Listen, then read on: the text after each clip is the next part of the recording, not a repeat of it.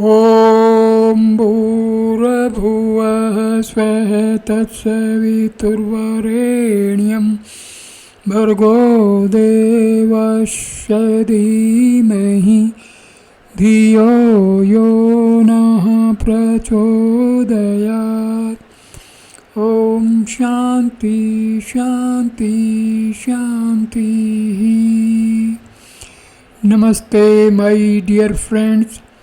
In this video I am going to talk about the relation between the Atman and the Brahman as explained and described Bhagwan Sri Satya Sai Baba.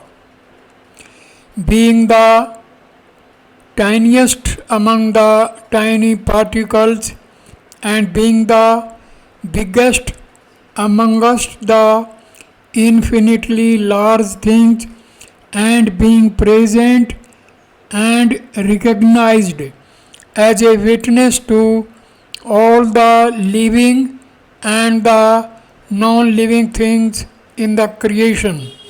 Atma is identical with Brahma and Brahma is identical with Atma. Now Bhagwan Satya Sai Baba addresses his devotees. Pavitratma Savrupas, you cannot ascribe a time for Atma to come or go and thus place limitations on it. It is permanently present everywhere and it has neither good qualities nor bad qualities. It is present as the smallest thing in the small things and as the biggest thing in the infinitely large thing. Like the burning power of the fire and the shining strength of the sun, Atma is all-knowing. It has no sorrow, it has no attachment, it has no special feeling like any of the five senses which man experiences. It is present in all living things. It endures all living beings with an amount of wisdom called prajna. Atma is not visible from outside. Atma is neither visible nor invisible. It has no special form attached to itself. It is all pervading. This cannot be something which is either seen or not seen, either experienced or not experienced. It is something which is neither manifested nor unmanifested. It is above all this and beyond all description or even comprehension. Atma cannot be what we can hear with our ears, what we can feel with any of our sensory organs. These can only be a means or instruments in a limited sense for understanding the Atma. As we can experience the presence of matter with our sensory organs, the body is experiencing all the creation around it with its senses, like the lamp which helps one to find out things functioning as an ancillary instrument, so also all the organs help the body to experience the surroundings. It is not right to describe this body, which in that manner depends upon various ancillary instruments as Atma. We now recognize that the mind, the intelligence, the body, the chitta, and anthakarna are all distinct from the Atma.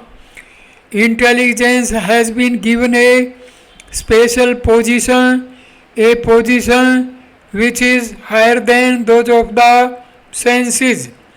Here is something which can be called a clear piece of glass or stone. It is incapable of self luminescence since it has no shining or effulgence of its own.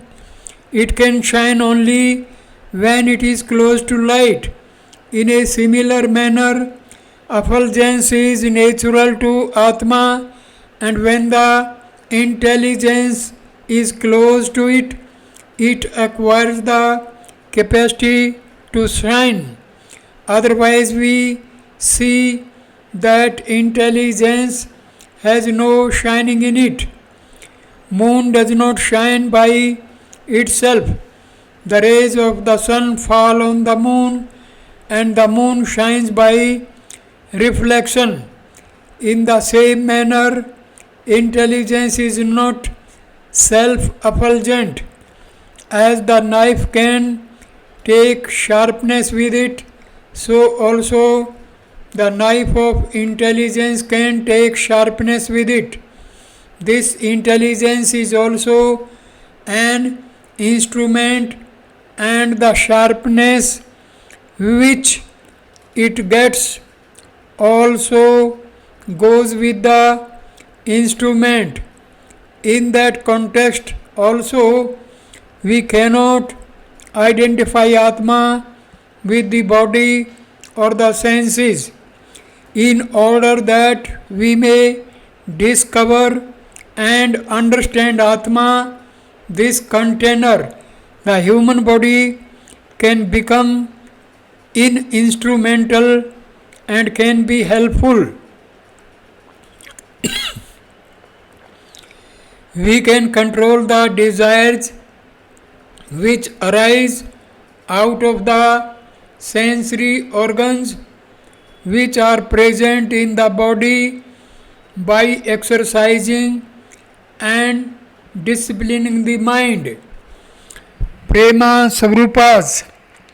In the very first instance, we should try to understand the nature and attitude of the mind. Many times I have explained this to you. This is a door and there is a lock on the door. To open the lock on the door, we put the key inside the lock. If we turn the key towards the right, the lock opens. If we turn the lock towards the left, the lock gets locked. In the same manner, our heart can be compared to a lock. Our mind is like the key. If we put the key of our mind in the lock of the heart and turn it towards Paramatma, we get detachment. If we turn it towards the world, we get attachment. We should, in that context, make an attempt to put the key of our mind in the lock of our heart, and by using our intelligence turn the key towards Paramatma. There is no doubt whatsoever that even by remaining a part and parcel of this creation, we can experience the divinity in our heart. And as we mentioned earlier, if we get a tree, the fruits from the tree are important. While the fruits on a tree are important, in order to get such fruits, we have to protect the tree, the leaves and the branches. In similar manner, the Atma is most important for us, but we have to protect the body and the sensory organs which help us to recognize the Atma. In this tree of creation, was it not what is it that we are looking for? We are looking for the fruits of liberation or moksha. In this tree as well, there are so many branches and leaves in the form of our relations and attachments. The leaves, which are the ideas, are present in a large number on the tree. Our thoughts and our desires are like the flowers that blossom on the tree. On the same tree is also the fruit of liberation or moksha. If we really want to get this fruit of moksha, we can do so only if we protect the leaves and the branches as well. However, this is not enough. While having the desire to reach the fruit which is visible on the tree, what we have to do is to take care of the invisible roots of tree, and we have to water these invisible roots. These roots which are invisible can be compared with our faith and our belief in the Atma. On the roots of faith in this Atma is based the entire tree with all its leaves and branches. It is only when we undertake to water the roots and protect the tree will we be able to get the fruit of moksha, the sweet rasa or the juice that can be extracted out of the fruit of moksha is our character. If this juice of character and the faith which is the root of the tree are not present, then the tree becomes useless. Young people, if this faith does not exist in the form of roots, if the character does not exist in the form of juice, then it is no longer a tree. It is as bad as firewood. The first thing we must do is to promote our faith in Atma, faith in one's own self, and then we must try and reach the fruit of liberation. Lakshmana, Bharata, and Shatrughna, Lakshman, Bharat, and Shatrughan regarded this as important. Faith in Atma is identical with faith in Ram and is identical with faith in Brahman.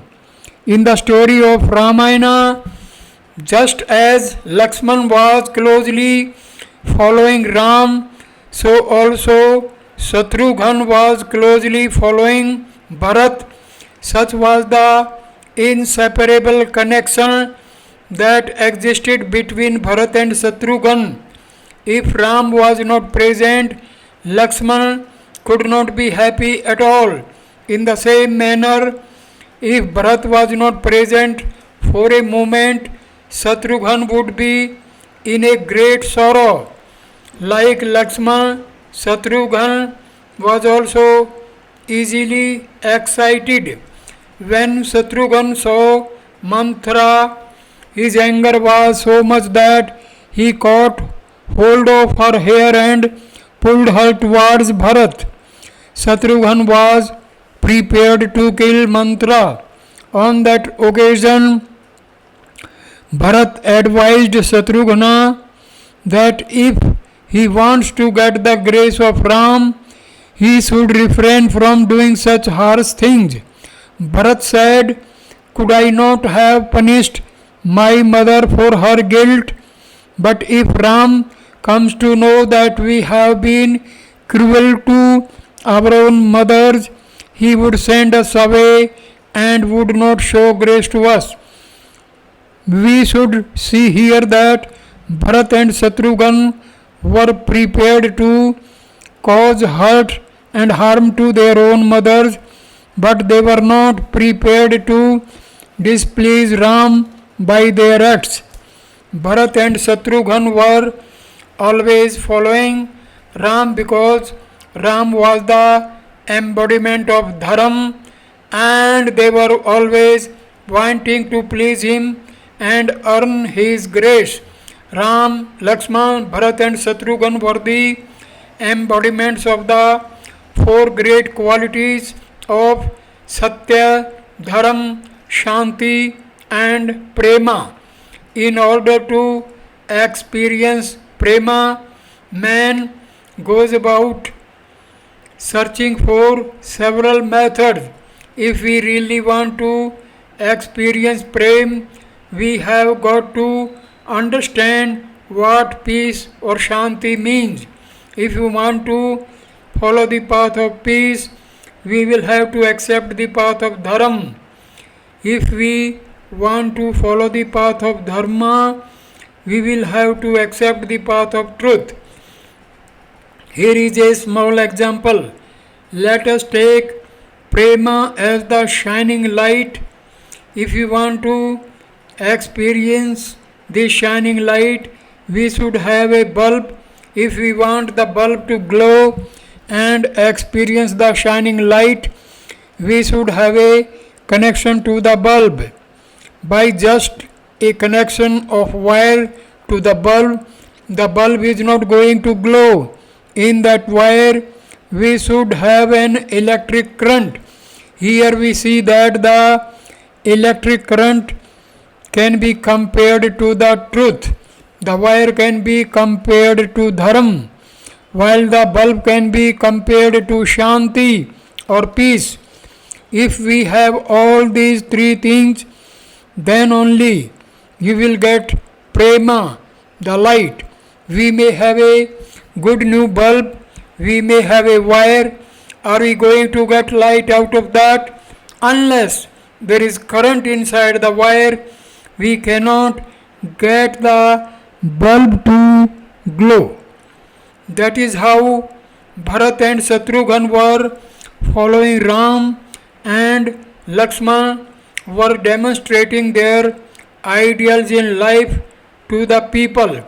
In this manner, when Ram became the king and when Bharat was the prince, and while the kingdom was being happily ruled, and after all the Rakshasas in Lanka were destroyed, a very powerful son of Ravana by name Lavanasura was still alive.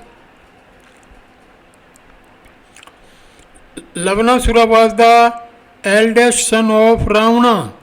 He had the grace of Shiva. He had acquired the Trishula from Shiv. Depending upon the power of his Trishula, Lavanasura was giving a lot of trouble to the rishis and other good people. The rishis could no longer bear the atrocities committed by Lavanasura, and they came running to Ram and begged him to protect them and kill Lavanasura. Ram knew that this kind of prayer from rishis would come, he looked at Shatrughan, who willingly accepted to go and destroy the enemies. Shatrughan was a very strong person and had many good qualities. Devotion and faith were his strong points, but unfortunately, in Ramayana, Shatrughan's qualities were not described to the people in a prominent manner. As soon as this was known to Shatrughan, he went and touched the feet of Ram. He told Ram that by his grace he could undertake the task and destroy the enemies. Ram knew very well that Shatrughan was a powerful person, and so he smilingly blessed Shatrughan.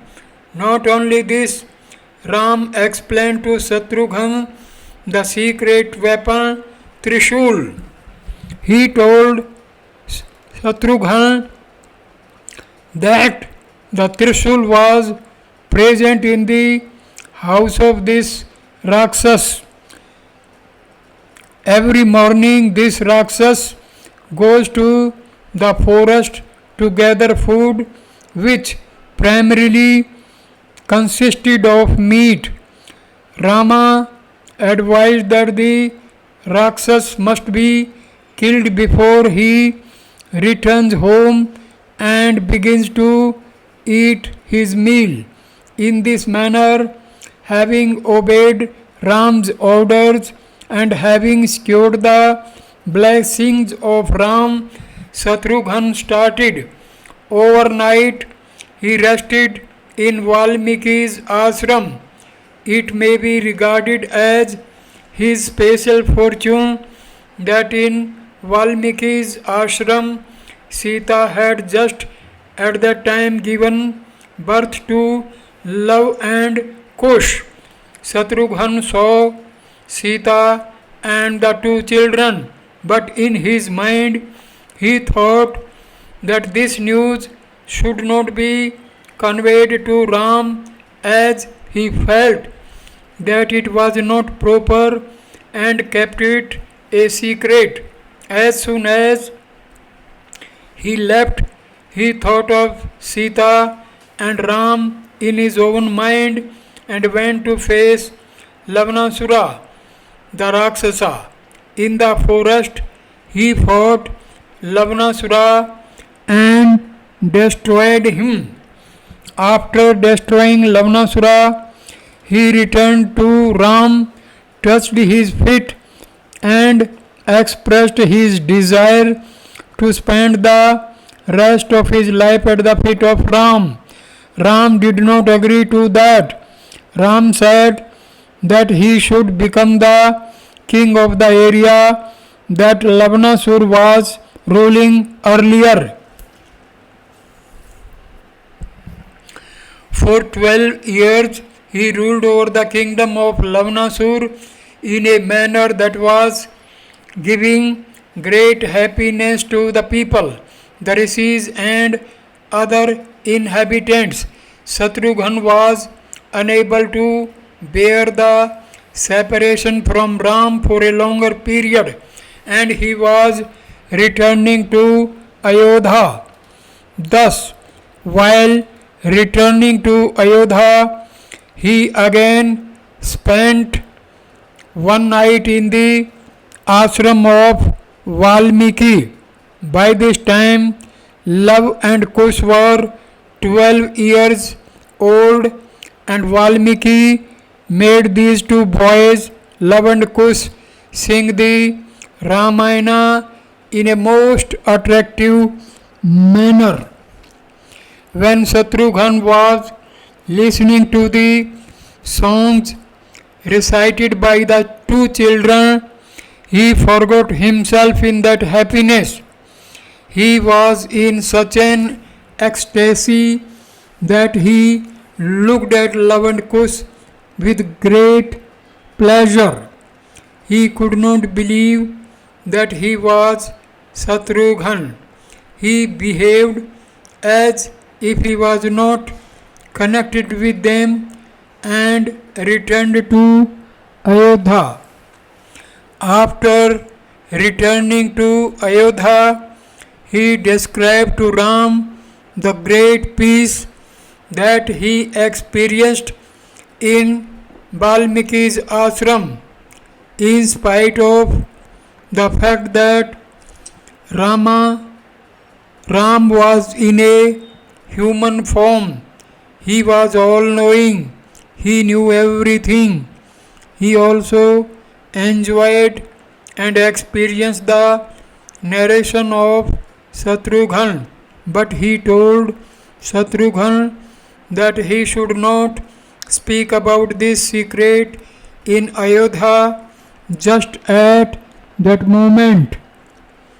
Every act of an avatar has to be taken into consideration in the context of the situation and the time and the happenings at the time in which the avatar lived.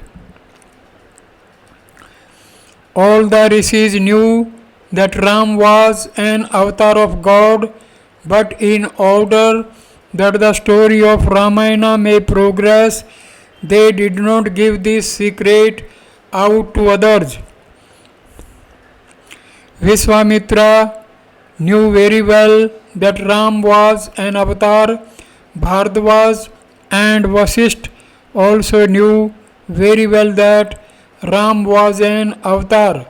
But if they gave out the truth, then the main purpose for which Ram had become an avatar would not be achieved. In the same manner, it is not possible for any avatar to proclaim to the world that the avatar has come, and if so, for what purpose? That is the Maya of God. Yashoda, the mother, even after she had the vision of all creation in the open mouth of Lord Krishna, yet on account of Maya, she forgot the divine vision and she began to think that she was the mother and that Krishna was her son. In the same manner, Vasisht, Vishwamitra, and all other rishis kept the secret of Ram. But when they were alone and when they got together, they were singing the glory of Ram amongst themselves.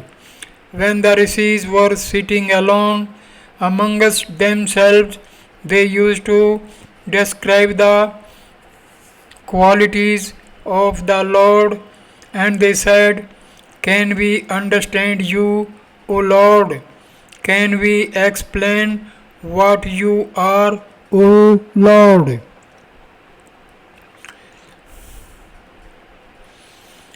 You are smaller than the smallest thing.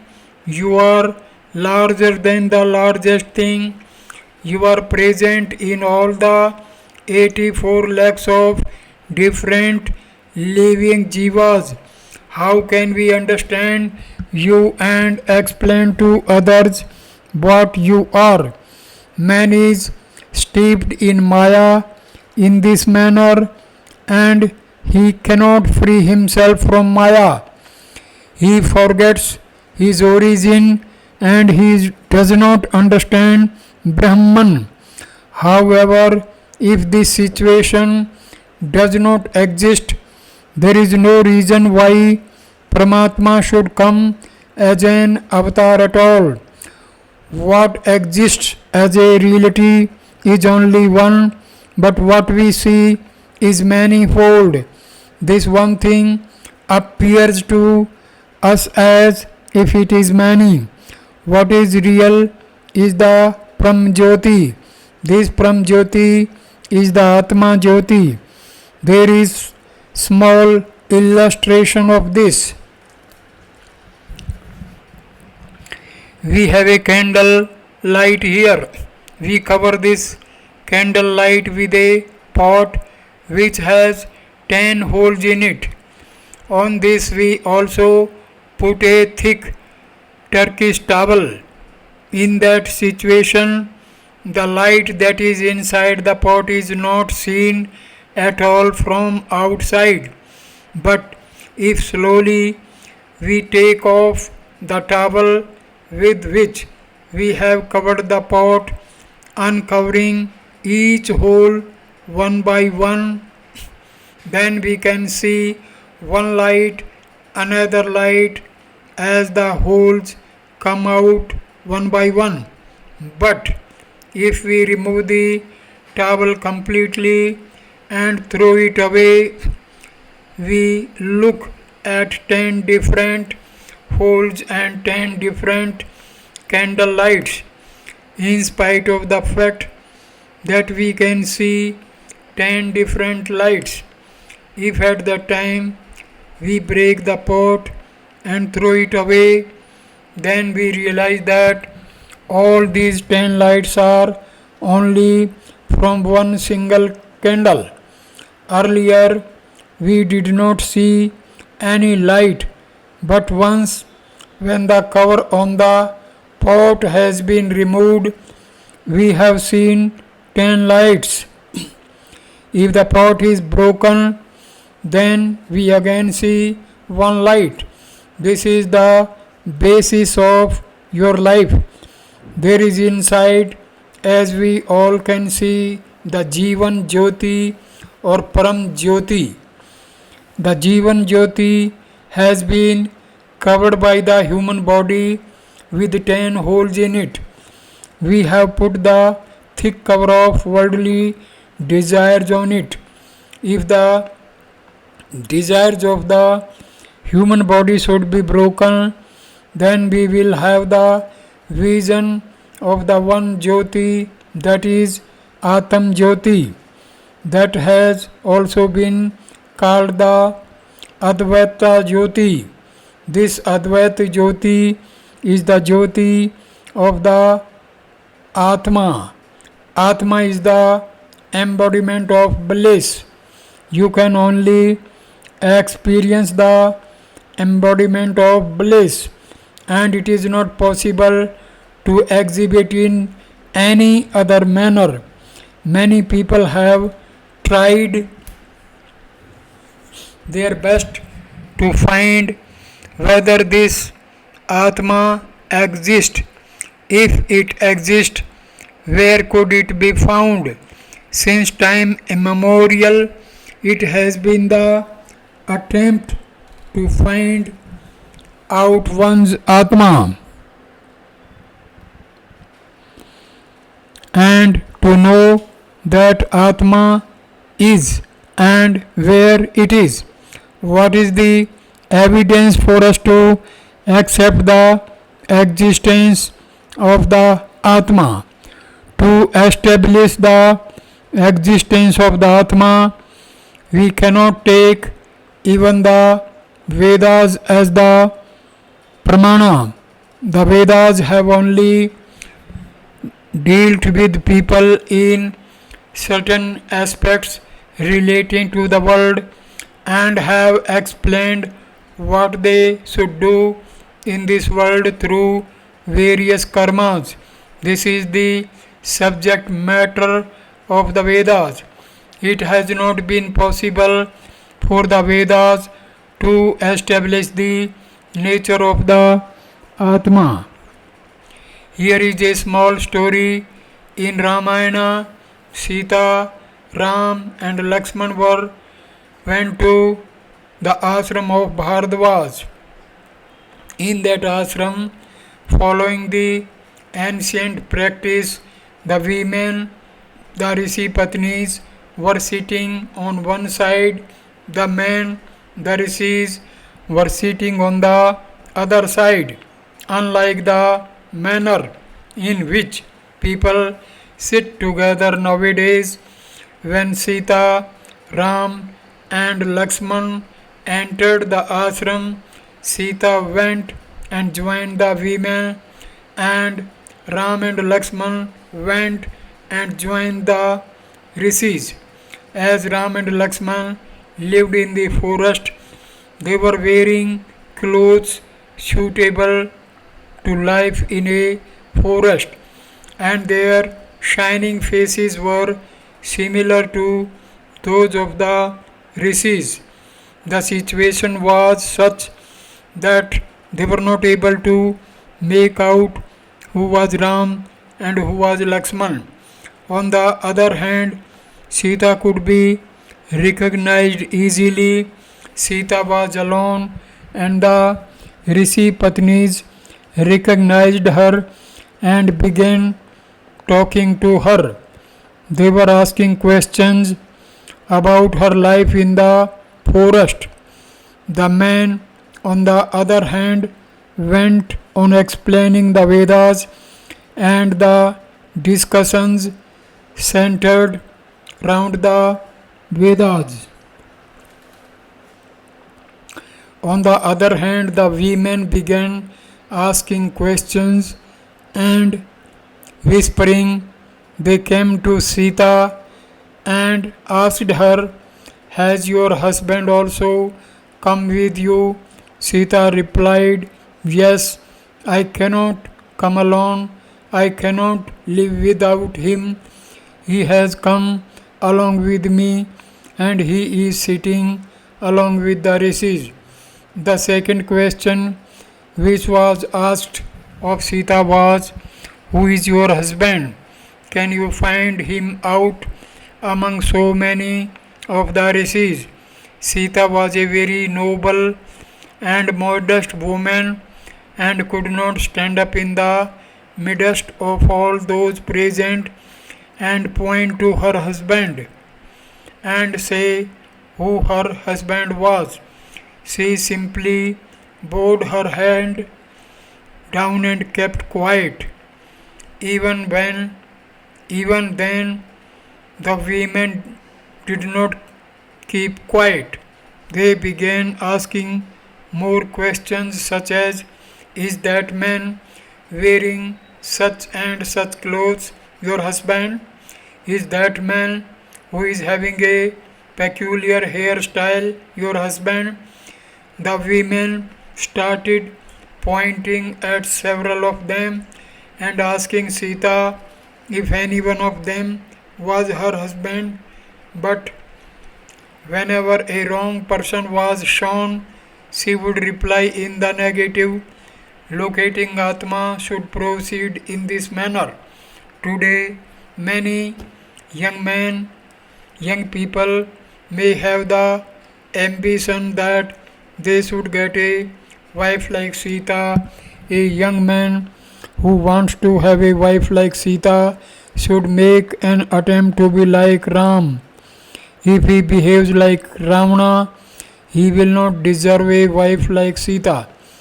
If a girl wants to have a husband like Ram, she should endeavor to be like Sita.